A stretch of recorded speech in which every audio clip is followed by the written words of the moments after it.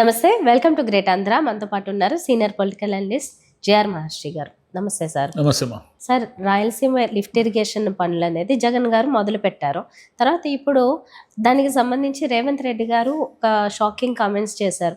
నేను చెప్పడం వల్లే చంద్రబాబు నాయుడు గారు ఆపేశారు అని. దీనికి సంబంధించి ఇప్పుడు చంద్రబాబు నాయుడు గారికి రాయలసీమలో చాలా నెగిటివిటీ పెరుగుతుంది. అక్కడ కరువు ప్రాంతము, ఆ ప్రాంతంలోనేమో ఈ రకంగా ఆపేయడం, ఆయన చెప్తే ఈయన ఆపేయడం అనేది ఆల్రెడీ వాళ్ళిద్దరికి సంబంధించి ఎన్నో విమర్శలు ఉంటాయి. పైగా ఈయన ఇంత సింపుల్గా నేను చెప్తే ఆపేశాను అనేసరికి అక్కడ ఒక ఇన్స్టెంట్గా వాళ్ళు ఏదో చిన్న ఉద్యమం లాంటిది కూడా చేస్తూ ఉన్నారు. సో ఆయన చెప్తే నిజంగా ఆపిస్తారా? దీని మీద ఎలాంటి యాక్షన్ తీసుకుంటారు? ఏం జరుగుతుంది ఫ్యూచర్? రేవంత్ రెడ్డి గారు ఒక బాంబు పేల్చి అసెంబ్లీలో చంద్రబాబు నాయుడు గారిని ఇరకాటం పెట్టారు. చంద్రబాబు నాయుడు గారు గురువు అంటారు, గురువుకు నామాలు పెట్టినట్టుగా ఆయన నామాలు పెట్టాడు. ఇప్పుడు ఏమిటి ఫైనల్గా ఏం జరిగింది? రాయలసీమ రైతులకు అన్యాయం జరిగింది. జగన్ గారు ఏమిటి, జగన్ గారు ఒక ఎత్తిపోతల పథకం అది స్టార్ట్ చేశారు, రైల్ ఇరిగేషన్ ప్రాజెక్టు.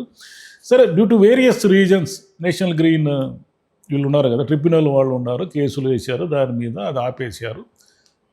ఇదంతా కూడా పైకి కనిపిస్తున్న విషయం. ఇక్కడ ప్రాబ్లం ఏమిటంటే, రేవంత్ రెడ్డి గారు చంద్రబాబు నాయుడు గారి శిష్యులు అంటారు, ఆయన ఆంధ్రప్రదేశ్ ప్రభుత్వంతో అనుకూలంగా ఉంటారంటారు. ఆయన ఏమిటంటే, నేనే చంద్రబాబు నాయుడు గారితో మాట్లాడి రాయలసీమకు సంబంధించిన ఆ ప్రాజెక్టును ఆపేశాను, పనులు జరగకుండా ఆపేశాను అని ఒక బాంబు పేల్చాడు. ఇప్పుడు ఏమిటంటే, దీన్ని లాక్కోలేక పిక్కోలేక ఇబ్బందులు పడుతున్నారు. నేరుగా రేవంత్ రెడ్డి అసెంబ్లీలు అబద్ధాలు చెప్పాడు, అబద్ధాలు కూరని అనలేరు. దాంతో ఏమిటంటే మళ్ళీ దాన్ని తెచ్చి జగన్ గారికి పూశారు. ఈయనైతే ఈజీగానే ఇచ్చు కదా, జగన్ మొత్తం వీళ్ళేం సాక్షి వాళ్ళు చీకటి ఒప్పందం అని వీళ్ళు రాశారు. వాళ్ళు ఏమి రాశారు, అసలు మొత్తం హయాంలో జగన్ సీమకు ద్రోహం చేసిందే జగను, అసలు ఆయన హయాంలోనే పనులన్నీ అయిపోయినాయి అని రాశారు. ఫైనల్గా ఏమిటంటే, చంద్రబాబు నాయుడు గారు చెప్పాల్సింది ఏమిటంటే, దీంట్లో క్లియర్గా చెప్పాల్సిన విషయం అవుతుంది. మీ స్టాండ్ ఏమిటి? రాయలసీమకు ఆ ప్రాజెక్టు నీళ్లు అంటే తీసుకోవాలనే, శాశ్వతంగా ఆ పనులను ఆపేయాలనే మీ స్టాండ్ ఏమిటి? అంటే మీకు కేంద్ర ప్రభుత్వంతో బ్రహ్మాండమైన లాబియింగ్ ఉంది, బ్రహ్మాండంగా మీరు అక్కడ కేంద్ర ప్రభుత్వంతో కూటమిలో కలిసి ఉన్నారు, ఇవన్నీ ఉన్నాయి కదా. ఇవన్నీ ఉన్నప్పుడు దాన్ని మీరు టేకప్ చేస్తారా, టేకప్ చేయరా? అది చెప్పండి.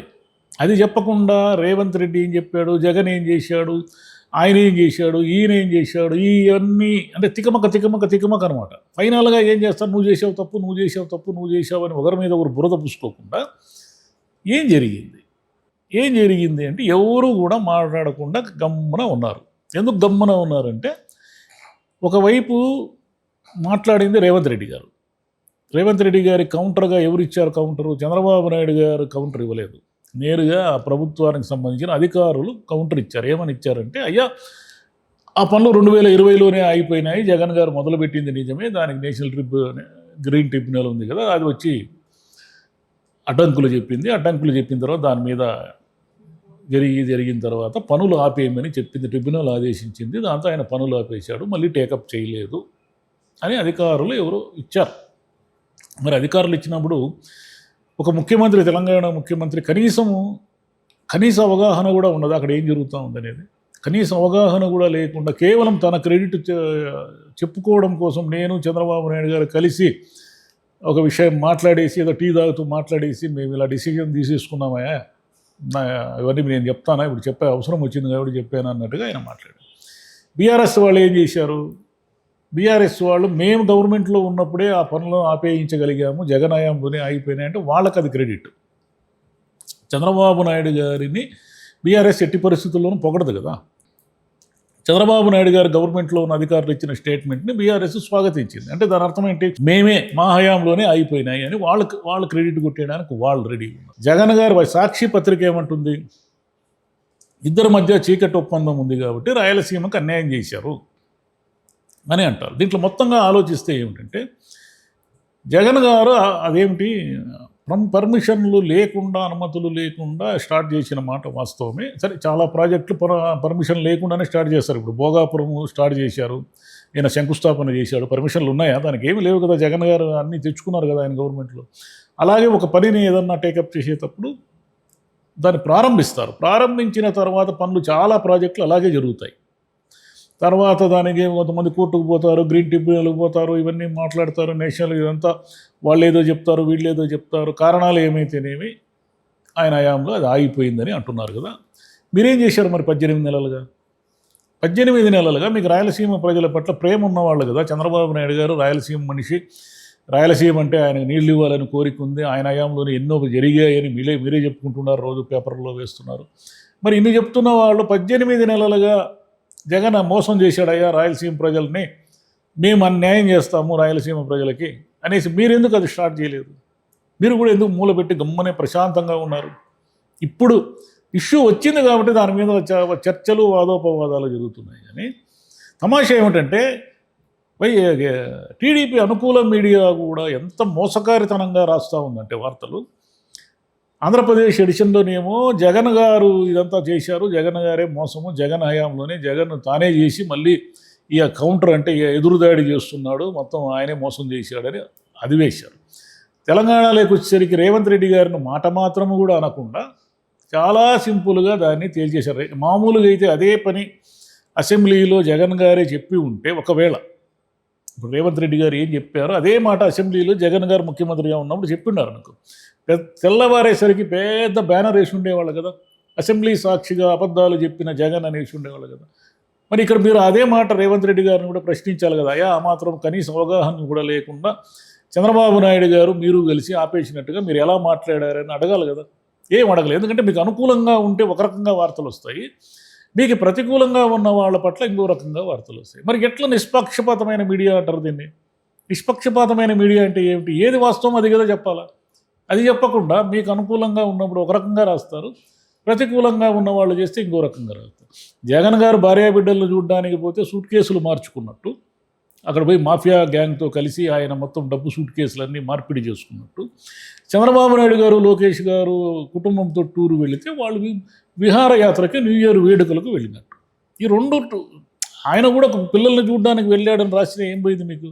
ఆ రోజు ఆయన మాఫియా, ఆయన ఆ రోజు సూట్ కేసులు మార్చాడు, విమానము ఎక్కడో మధ్యలో ఆగింది, మొత్తం కుట్ర, ఇదంతా ఏమేమో రాశారు కదా. మరి చంద్రబాబు నాయుడు గారు కుటుంబంతో సహా 4 రోజుల పాటు రాష్ట్ర ప్రజలకు ఎవరికి ఎలాంటి ఇన్ఫర్మేషన్ లేకుండా వెళితే మీరు ఏం రాశారు? ఒక్క అక్షరం కూడా రాయలేదు. కాబట్టి మీడియా అనేది బాధ్యతగా లేదు. మీడియా అనేది చీలిపోయి ఇష్టం వచ్చినట్టుగా అనుకూలము, వ్యతిరేకము అని మీడియా కూడా పార్టీ రంగు పూర్తిగా పులిమేసుకొని వీళ్ళు ఇష్టం వచ్చినట్టుగా రాస్తున్నారు. రాయలసీమకు మొత్తంగా అన్యాయం జరిగిందనే పాయింట్ కంటే కూడా జగన్ అన్యాయం చేశాడా, చంద్రబాబు అన్యాయం చేశాడా, రేవంత్ రెడ్డి అన్యాయం చేశాడా అనే చర్చ జరుగుతుంది. కానీ ఈ నీళ్లు రాయలసీమకు ఎందుకు ఇవ్వలేదు, ఎందుకు ఇవ్వలేకపోయారు 18 నెలలుగా అనే మాట ఎవరు రాయడం లేదు. అది కదా పాయింట్. అది సీరియస్గా జరగాలి. రైతులకు న్యాయం జరిగిందా లేదనేది పాయింట్. తెలంగాణకి, ఆంధ్రప్రదేశ్కి ఉన్న ఒప్పందాలు, ఉన్న వివాదాలని పరిష్కరించుకునే వేదికలు ఉంటాయి కదా. మీరిద్దరూ మాడుకొని ఆపేసేది, మీరిద్దరూ మాడుకుంటే పనులు ప్రారంభించేది, అదేంటి అది? దానికి ఒక డయాస్ ఉంటుంది కదా. నీటి రంగ నిపుణులు, మేధావులు, వాళ్ళలో వీళ్ళలో గురించి చర్చించి మాట్లాడి చేయాలి కదా. ఆయన రాయలసీమకు న్యాయం చేయాలనే కదా పనులు ప్రారంభించాడు. అది చట్టబద్ధమా, చట్ట విరుద్ధమా అనేది పక్క వేరే విషయం. కానీ ఆ రోజు మొదలుపెట్టింది అయితే న్యాయం చేయాలనే కదా. మళ్ళీ దాన్ని కూడా డ్రామా అంటారు. జగన్ కేవలం డ్రామా ఆడాడు, తర్వాత పక్కన పెట్టేశాడు. మీరు డ్రామా అన్నా ఆడండి, ఏమన్నా చేయండి, జనానికి న్యాయం చేయండి.